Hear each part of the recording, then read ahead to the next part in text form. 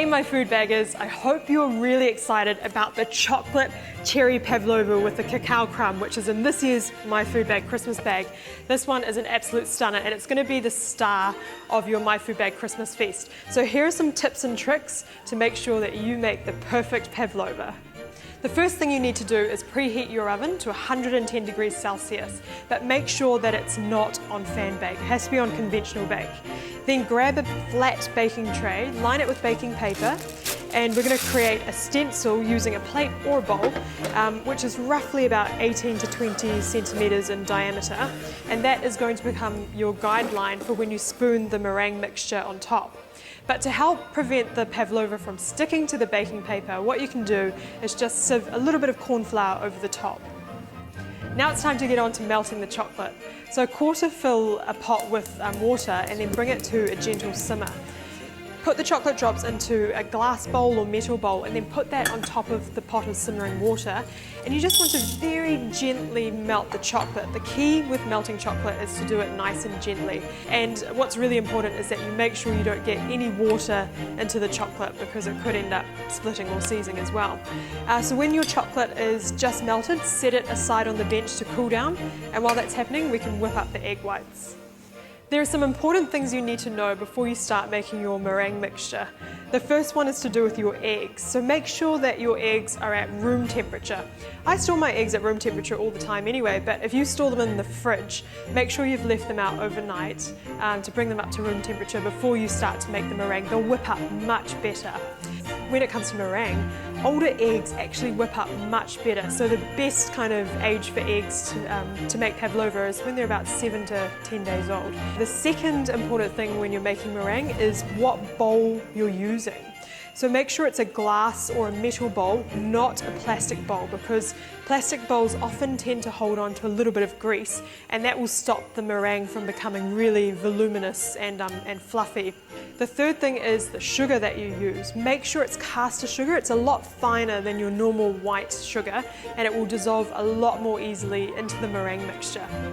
And lastly, you're going to need an electric beater, either a handheld one or one of the ones that comes in the big cake mixers to make your meringue. You can't do it by hand, unfortunately, no matter how much muscle you put into it. So if you don't have your own electric beater, go knock on the neighbour's door and borrow their one.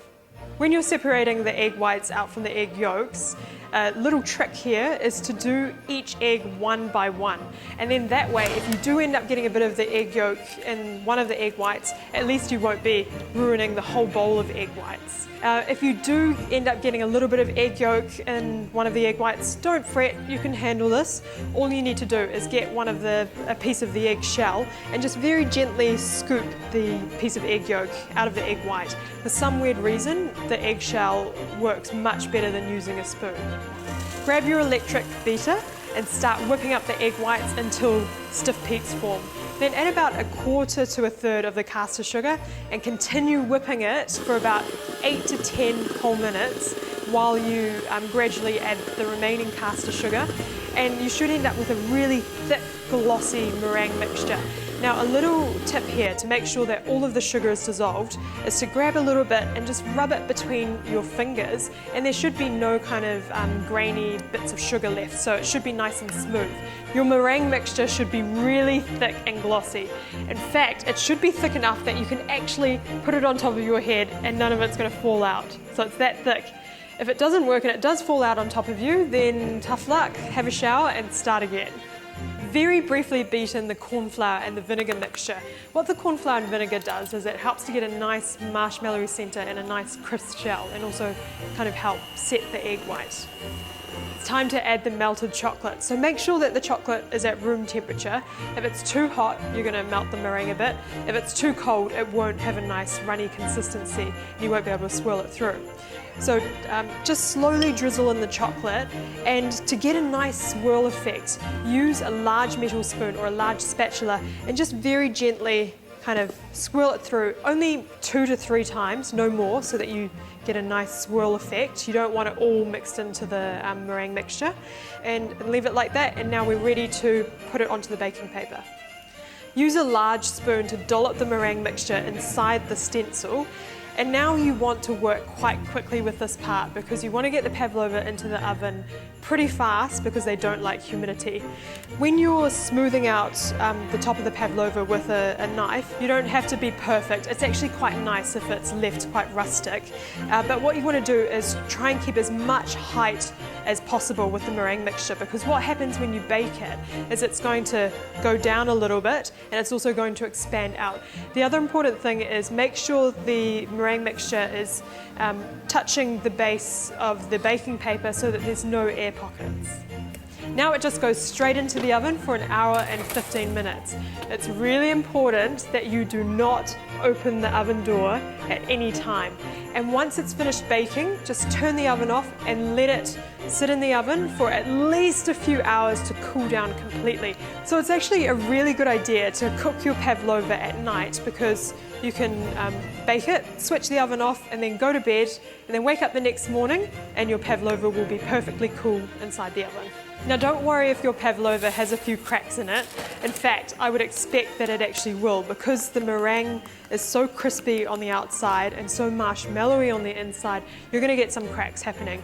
And I mean, at the end of the day, it's a pavlova. It gets covered up in this beautiful cream cheese cream topping and all the cherries and things on top, so you're not going to see those cracks. Another important tip here is that you can actually bake your pavlova about 1 to 2 days in advance, and it will keep really well if it's stored in a big airtight container. But don't store it in the fridge. It's going to be stored at room temperature in a nice, cool, dark place like your pantry, and it has to be in an airtight container.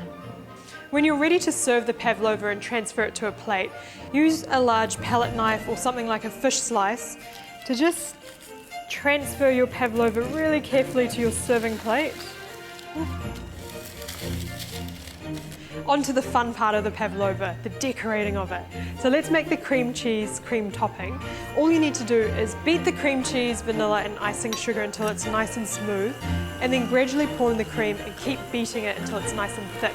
But be careful not to overbeat the cream just to avoid it splitting. I actually recommend doing this step on the morning of Christmas because it will keep in the fridge for up to a day, so that when it comes to assembling the pavlova, you've got that part sorted. When you're ready for dessert and ready to serve the pavlova, all you need to do is spoon the vanilla cream on top. If it's been sitting in the fridge, just give it a little stir to soften it up a little bit. And all you've got to do is just layer it on top. Because the vanilla cream is quite heavy, it might actually end up cracking and sinking into the pavlova a bit, but don't worry about that. It's all going to add to the layered gooey goodness. Woo, there we go. Yeah. Dollop or drizzle the cherry preserve all over the pavlova. The colour looks amazing. It looks so Christmassy.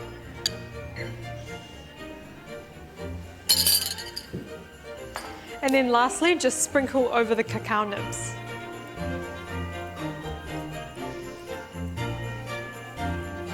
And if you do have some fresh cherries, you can always put some of them on top too. But this part's optional. And there you have it. That is one sexy looking pavlova. Chocolate and cherry pavlova with vanilla cream and a cacao crumb.